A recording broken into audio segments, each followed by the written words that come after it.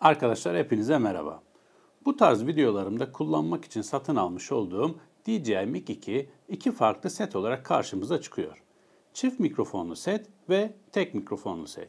Ben Osmo Pocket 3'ü combo paket olarak satın almıştım. Böylece yanında bir adet Mic 2 kablosuz mikrofon da gelmişti. Mic 2'nin çift mikrofonlu seçeneğinde birazdan değineceğim ekstralar da var, ancak ben işimi minimum masrafla çözmek istediğimden bu tek mikrofonlu seti satın aldım. Bu seti araştırırken yeni çıkmış olan Mic Mini'yi de biraz incelemek istedim. O da yine iki farklı paket olarak geliyordu. İlk bakışta daha ekonomik bir çözüm sunuyordu. Ancak bazı nedenlerden dolayı o yönde bir karar almadım. Belki bununla ilgili de bir video hazırlarım. Mic 2'nin 2 kişilik paketindeki en büyük fark şarj kutusu ve taşıma çantası. O şarj kutusuna mikrofonlarınızı rüzgar önleyici ile koyamıyorsunuz. Bu şekilde çıplak halleriyle taşımanız lazım. Ben araştırma yaparken bu kutuyu farklı firmalarında daha ekonomik olarak sunduğunu gördüm. Ama şu ilk aşamada pek ilgimi çekmedi.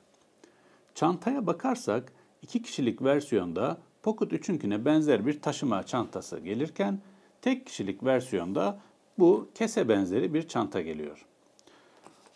Bu tarz yardımcı ekipmanı taşırken benim için işlevsellik yanında boyut ve taşınabilirlik de önemli artık.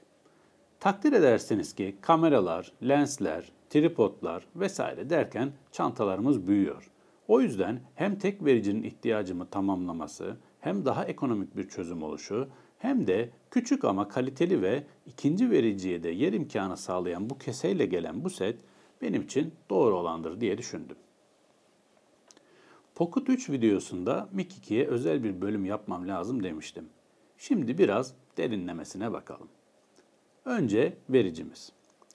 Böyle şeffaf bir tasarımda karşımıza çıkıyor Mic 2 vericisi.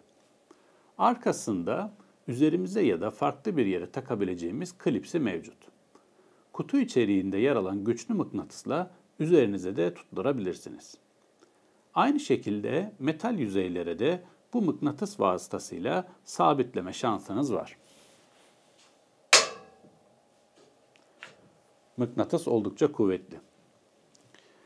Şu an izlediğiniz gibi hareketin kısıtlı olduğu durumlarda rahatlıkla kullanılabilir.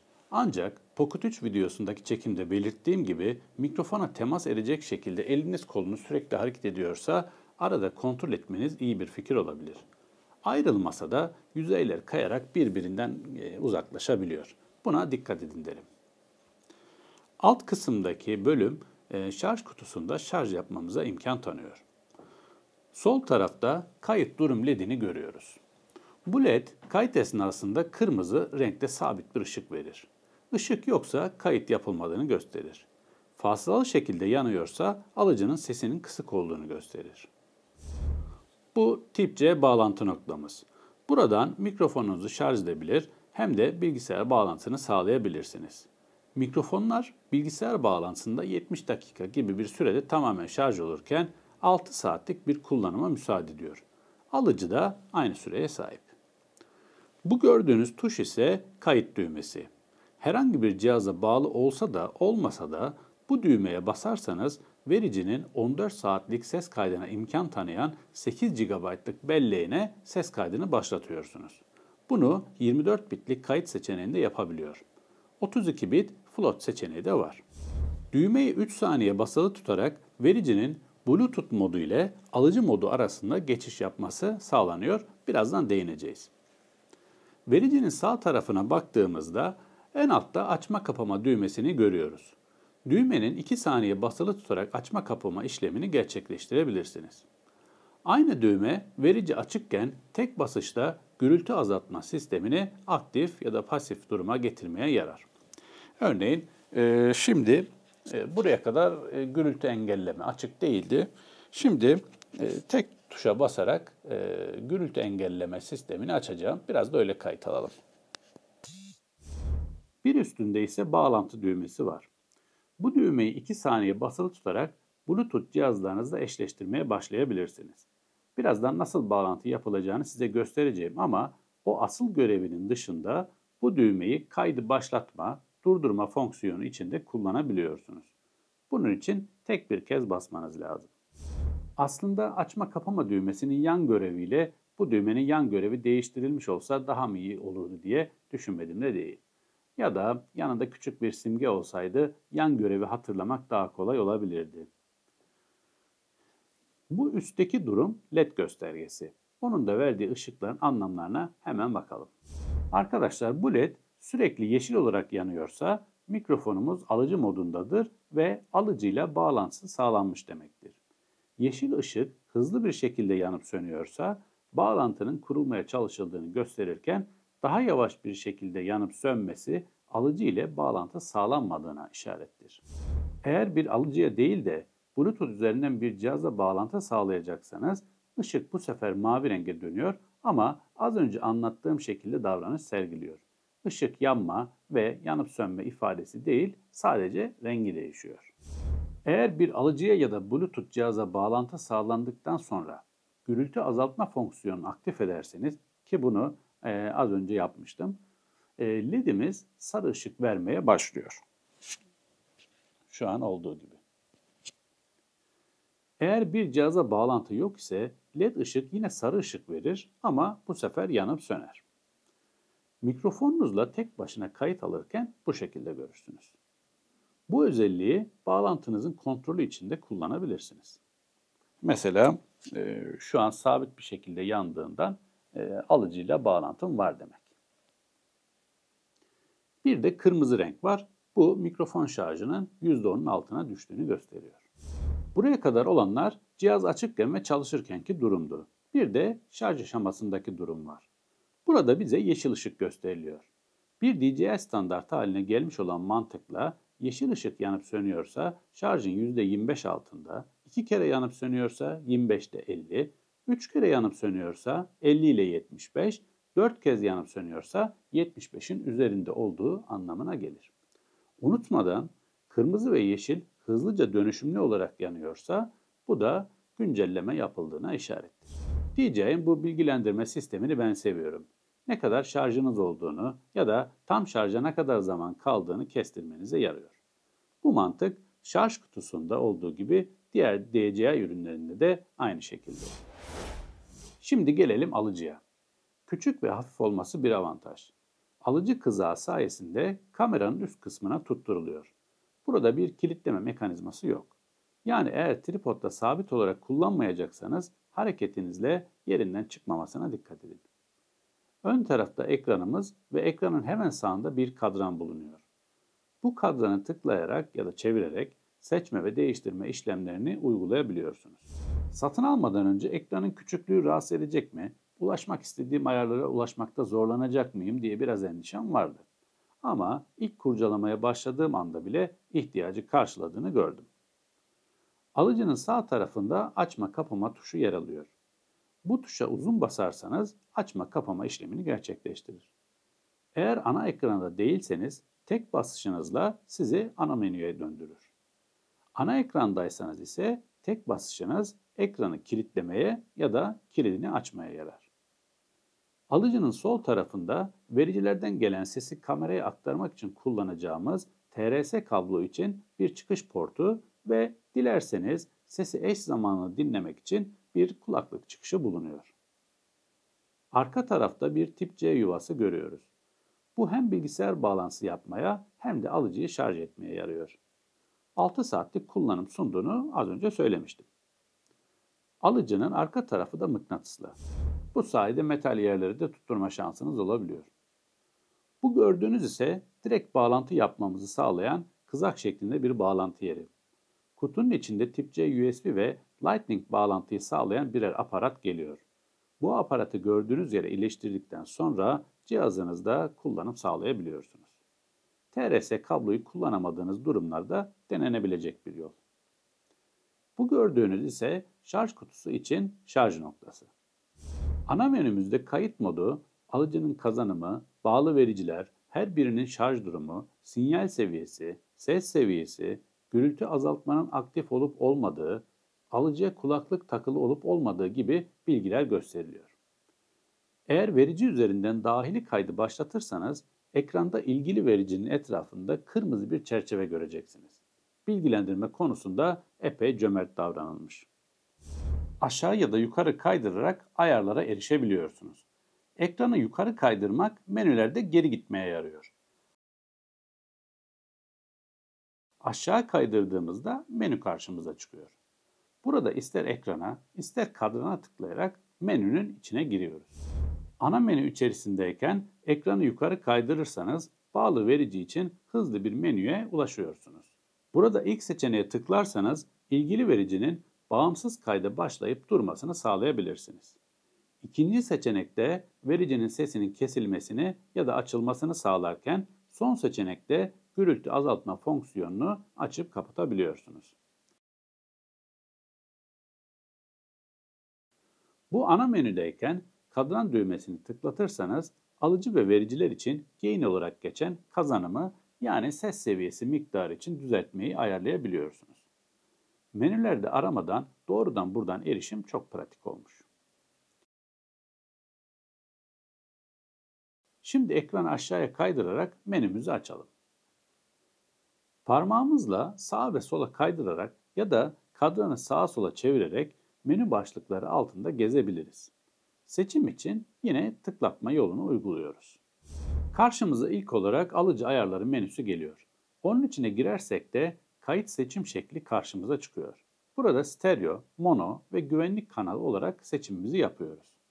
Stereoda mikrofonların hangisinin sol, hangisinin sağ olarak kabul edileceğini tek tıklamayla değiştirebiliyoruz. Geri gelip bir yana geçtiğimizde önerilen kamera ayarları karşımıza çıkıyor. Burada kullandığınız kamera modeline göre optimize edilmiş alıcı kazanım değerlerini uygulatabilirsiniz. Ya da zamanla kendi tecrübelerinizi kendiniz de uygulayabilirsiniz. Mesela ben bu videolarda kullandığım kamera olan Z6-2'yi seçtiğimde alıcı kazanımı olarak +9 gösterildi. Diğer seçeneğimiz alıcı kazancını tıklatıp desibel cinsinden kazanımı artı ya da eksi olarak ayarlayabiliyorsunuz ama dediğim gibi bunu az önce gösterdiğim şekilde ana ekranda yapmak daha güzel. Onun yanında da bir kulaklıkla eş zamanlı dinleme yaparken kulaklıktaki sesin seviyesini ayarlamaya yarayan bölüm var. Hemen yanında güzel bir özellik olan kamera ile açılıp kapanabilme özelliği bulunuyor. Varsayılan olarak kapalı şeklinde geliyor. Ben onu açık tutacağım. Bu özellik 3,5 mm TRS kablo kullanırken kullanılabiliyor. TRS kablo takılı. Arkada mic 2 yanıp sönüyor, açık. Alıcı modundayız yani. Kamerayı açıyorum. Kamerayı açınca alıcı da açıldı ve anında mic 2 vericiye de bağlandı. Şimdi kamerayı kapatıyorum.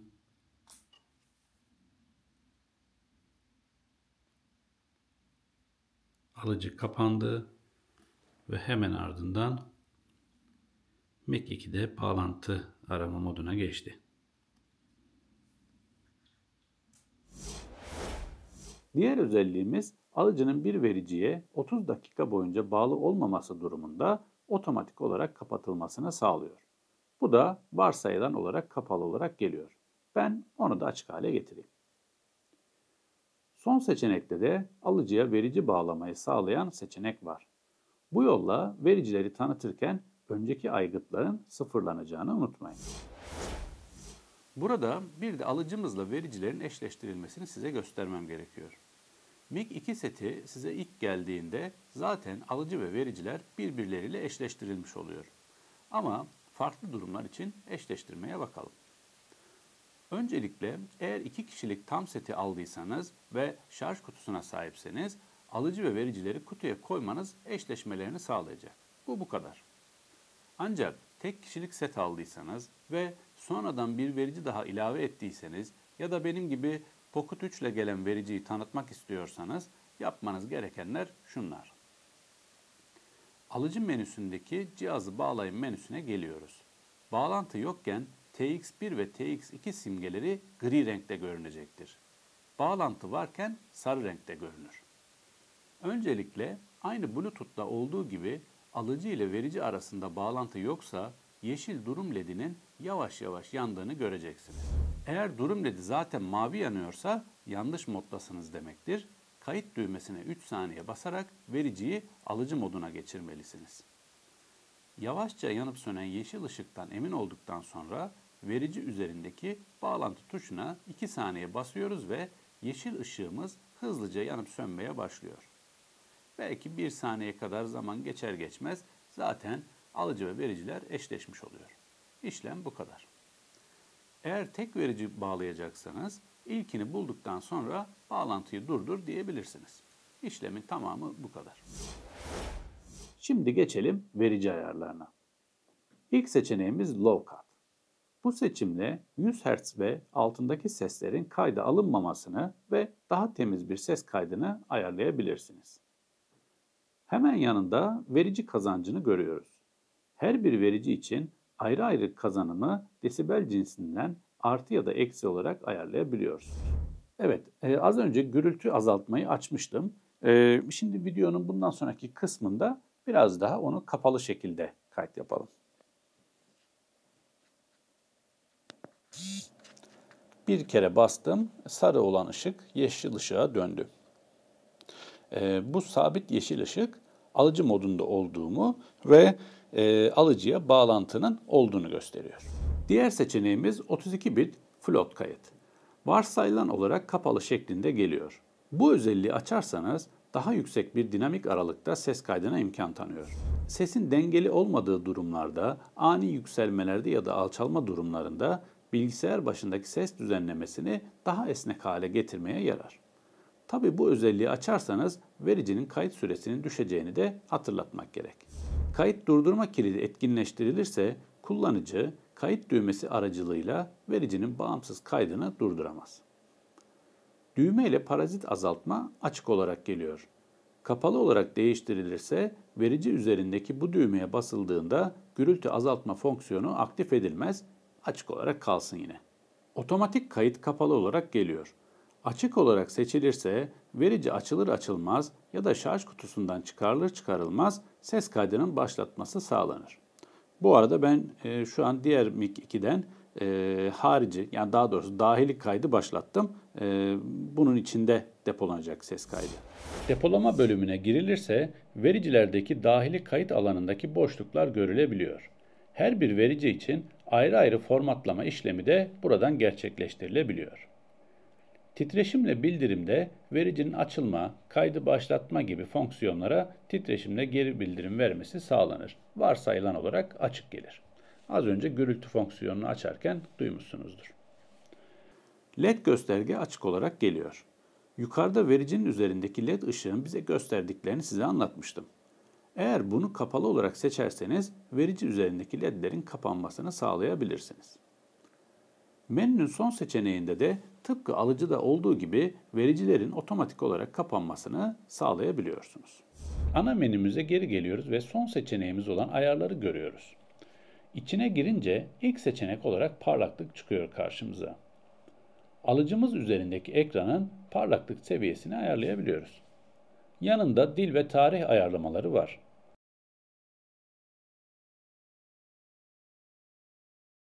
Fabrika ayarlarına sıfırlama işlemlerini de bu başlıktan yapabiliyoruz. Onun yanında ise sürüm bilgisi var. Cihazımızın seri numarasına, yazılım bilgisine ve vericinin sürümüne buradan ulaşabiliyoruz. Şarj kutulu versiyonu almadım ama bahsi geçmişken ona da bir göz atalım. Ön tarafta bulunan tip C yuva ile kutuyu şarj edebiliyorsunuz. Ön tarafındaki ledler şarj seviyesini gösteriyor. Bunun mantığını yukarıda söylemiştim. Fark olarak burada 4 ışık olduğu için yüzde karşılıkları ışıkların aydınlatma adetine göre belirleniyor. Örneğin 1-2-3, 1-2-3 şeklinde hızlı hızlı yanıp sönüyorsa şarj seviyesi %50 ile 75 arasındadır. Bu şarj kutusuna alıcıyı ve 2 vericiyi koyabiliyorsunuz ancak girişte de dediğim gibi sadece bunları taşıyabiliyorsunuz. Rüzgar azaltıcı aparatlarla kutuya sığmıyor. Şarj yanında bir kolaylık olarak alıcı ve vericilerin senkronizasyonu da bu kutu ile yapabiliyorsunuz. Şarj kutusu ile dolum yaparak 18 saatlik bir kullanıma çıkılabildiği belirtilmiş. Tabi bu durdur, şarj et şeklinde. 3,5 mm TRS kablo biraz sert bir yapıda. Esnekliği düşük. alıcıdan kameraya ses iletimini sağlıyor. Ayrıca bir özelliği daha var. Kamerayı açtığınızda alıcının da açılmasını sağlıyor. Tabi az önce menülerde bahsettiğim ayarını açarsanız. Bu da alıcıyı kapalı unutma gibi durumlarda kolaylık sağlayabilir. Kutuda gelen USB kablo benim için önemli bir artıya sahip çünkü ucu çift girişli. Böylece tek bir kablo ile iki cihazı aynı anda şarj edebiliyorsunuz. Bu pratik olmuş. Rüzgar kesici de kutu içeriğimize dahil ve böyle küçük bir hareketle vericiye takabiliyorsunuz.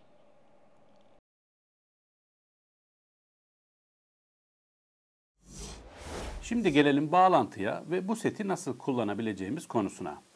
Bu kısmı Mic 2'ye taktığım yaka mikrofonu ile çekeceğim.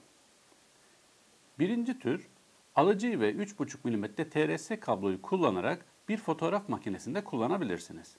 3,5 mm giriş olan diğer cihazlarda da bu şekilde kullanabilirsiniz. Ben mesela bilgisayarımda da bu şekilde ses kaydı yapabildim. Bu yöntemle TRS kablomuzun bir ucunu alıcıya, diğer ucunu kameraya ya da destekleyen cihaza bağlıyoruz. Ardından vericilerimizi açıp kayıt yapacağımız cihazımızdan kaydımızı başlatıyoruz. Ben izlediğiniz bu videoda bu metodu uyguladım. Bu yöntemle kaydedilen sesin Bluetooth'la direkt kaydedilen sese göre daha iyi olduğu söylenmişti. Bunun da denemesini Pocket 3 ile yapacağım. Bunu da sizinle paylaşacağım birazdan. Evet arkadaşlar, şimdi alıcı ve Bluetooth modundaki farkı görmeye çalışacağız varsa. Şöyle kamerayı çevireyim. Şimdi iki mikrofon da benim yakamda. Bir tanesi, şunu açalım. Bir tanesi alıcı modunda kameraya bağlı. Onu da başlatalım hatta kaydını. Evet, kayda başladı. Diğeri ise Bluetooth modunda benim Pocket 3'üme, şu an kayıt yapan, beni çeken Pocket 3'e bağlı. İki mikrofon da aynı mesafede yaklaşık yakamda duruyor. Bakalım ses kaydı var mı? Ben şimdi buradan bir metin okuyacağım. Sade yüzünde belirgin koyulukta gözleri ve süssüz bir kuyruğu vardır. Tüm bireylerde gaga kalın ve iri, koyu gri ya da açık kahverengi renktedir. Bacaklar ve ayaklar grimsi koyu kahverengidir. Kuyruk uçları çatallıdır. Erkeğin başı, göğsü ve kuyruk sokumu oldukça parlak kırmızı, göremiyorum ki. Kuyruğu koyu kahve gözükmektedir. Yanaklar açık gri kahverengi, kanatlar ve kuyruk tüyleri gri kahverengi, dış kenarlar ise pembe renktedir. Sade yüzünde belirgin koyulukta gözleri ve süssüz bir kuyruğu vardır. Tüm bireylerde gaga kalın ve iri, koyu gri ya da açık kahverengi renktedir. Bacaklar ve ayaklar grimsi koyu kahverengidir. Kuyruk uçları çatallıdır.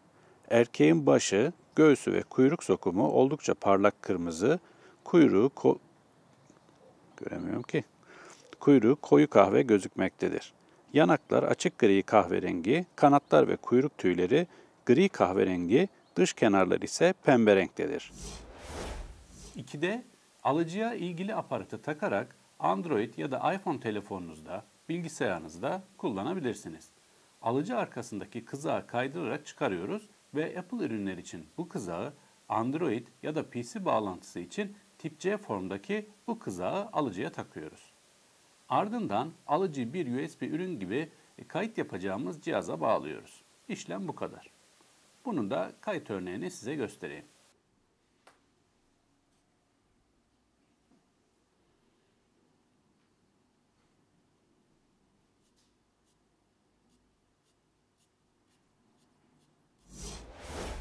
Üçte alıcıyı kullanmadan Bluetooth üzerinden Pocket 3, Osmo Action gibi cihazlarınıza, hatta telefonunuza bağlantı yapabilirsiniz. Bunun için eşleştirme yapmanız gerekiyor.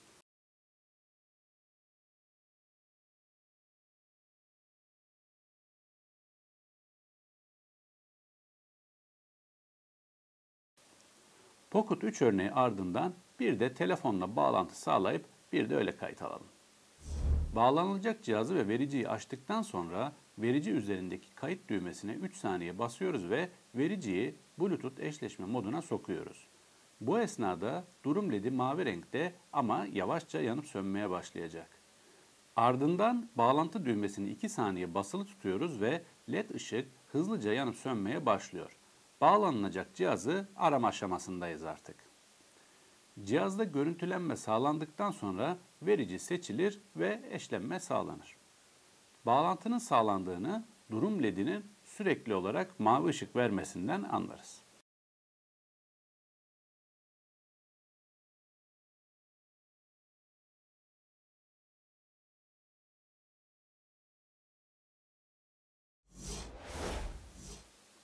Bir bağlantı şekli sayılmaz ama vericilerin kendisiyle de 24 bit mono wave formatında ses kaydı alabilirsiniz. Bunun için verici üzerindeki kayıt düğmesine bir kez basmanız yeterli. Eğer kapatmadıysanız verici bir titreşimle kaydın başladığını size bildirecektir. İşiniz bitince tekrar bu düğmeye tek basış yaparak kaydı durdurabilirsiniz. Eğer yine kapatmamışsanız bir titreşimle size geri bildirim yapılacak.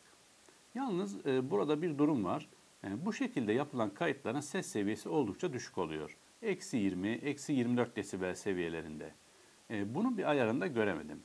Yurt dışı forumlara kadar yaptığım araştırmada da bir yolunu bulamadım.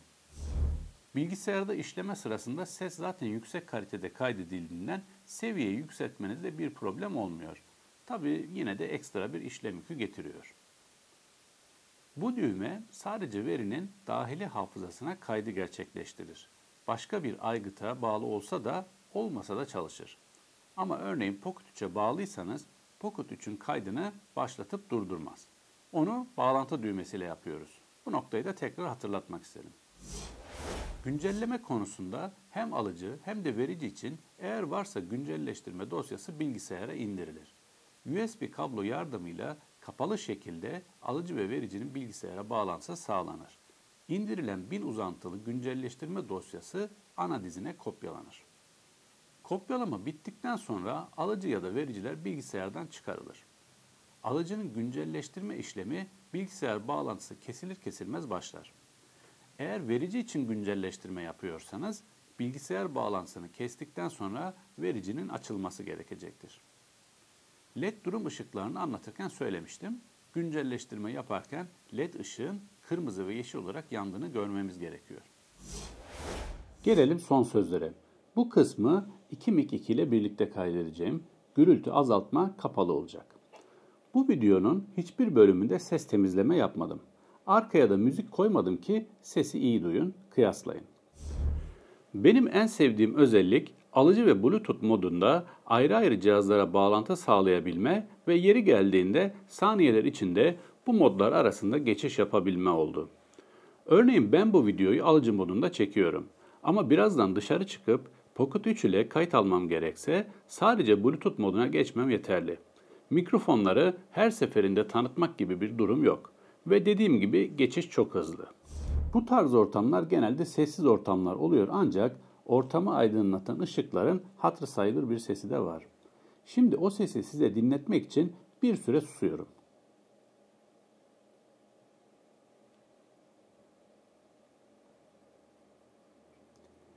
Şimdi bir de gürültü engelleme, gürültü azaltma fonksiyonunu açıp o şekilde kayıt alacağım.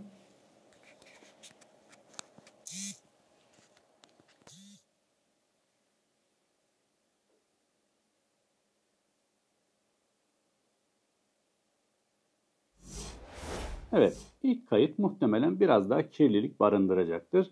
Yorumu size bırakıyorum. USB kablonun çift uçlu olması çekim öncesi şarj konusunda hız kazandırıyor. Biri bitince diğerini takayım diye bekleme ya da takip etme durumu ortadan kalkıyor.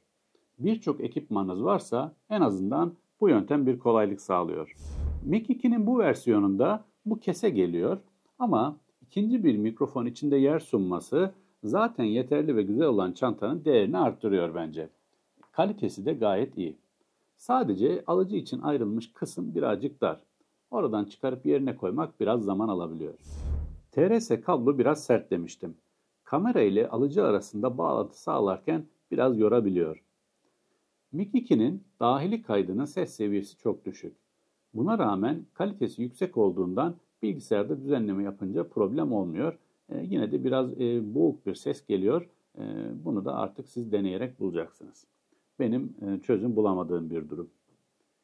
Gürültü azaltma güzel bir performans sergiliyor. Arka planı baskılarken sesi komik bir hale getirmiyor. Bu kısmı bir eksi olarak söyleyemem ama araştırma aşamanızda sizin için çok önemli bir yerdeyse ağırlığından dolayı bir tişörte tutturma durumunda tişörtünüzü biraz aşağıya çekebilir. Ben gömlek seven birisi olduğum için benim için engel teşkil etmiyor. Ama siz böyle durumlarda sık karşılaşıyorsanız Mic Mini ya da piyasadaki diğer küçük emsallere bakmak isteyebilirsiniz. Örneğin şu an diğer mikrofonu gömleğimin cebinin üstüne iliştirmiştim. Mesela ağırlığından dolayı orada biraz aşağı doğru çekme durumu oluyor. Bunun kararını siz vereceksiniz. Evet arkadaşlar, söyleyeceklerim bu kadar. Detaylarıyla umarım yardımcı bir video olmuştur. Başka sormak istedikleriniz olursa yorumlardan yazmayı unutmayın. Görüşmek üzere, hoşça kalın.